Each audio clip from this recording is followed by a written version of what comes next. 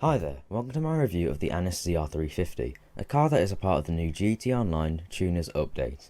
This car is heavily based on the Mazda RX7, having great looking pop-up headlights and just a beautiful and even elegant appearance. The car costs 1.6 million, but if you get the trade price by increasing your car meet rep level, you can get the car for $1.2 million. The car has a great level of customization, you can really make it unique to your own style, but some of the liveries unfortunately can only be unlocked by increasing your LS car meet rep, which isn't too bad but can be quite annoying as it takes a while to increase your rep. Before I talk to you about this car's performance, I should tell you that in this update, certain cars can be loaded in the interaction menu. This is one of the cars that can be. If you're going to go drag racing or if you're going to go drifting, I highly recommend you put the setting on low. You're going to perform a lot better.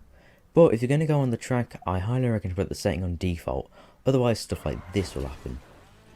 Yeah, while your straight line speed is increased, you do tend to drift and you tend to lose your traction a lot around the corners, which looks cool sometimes but is a bit of a pain and slows you down a lot.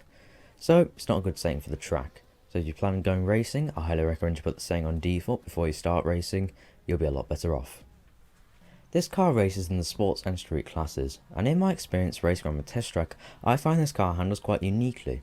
When in the lowered setting, like I said before, it slides like it's on ice, but at the default ride height, it is quite nice to drive. With a little bit of oversteer that's easy to manage, but a small issue is around certain corners, you can get horrible understeer seemingly at random. Of course this is few and far between, so it's not a big issue. The speed is very average, and you know that this car is not made to be going fast around a track. Other sports cars like the ASF Drafter and the Comet SR, while not being the top of the sports class themselves, would run rings around this with ease. So you know what you're getting into with this. It's not fast, it's meant to just be fun to drive, and it really does achieve that. Either way, I hope that you enjoyed my little review of this car. Have a nice day. Cheerio.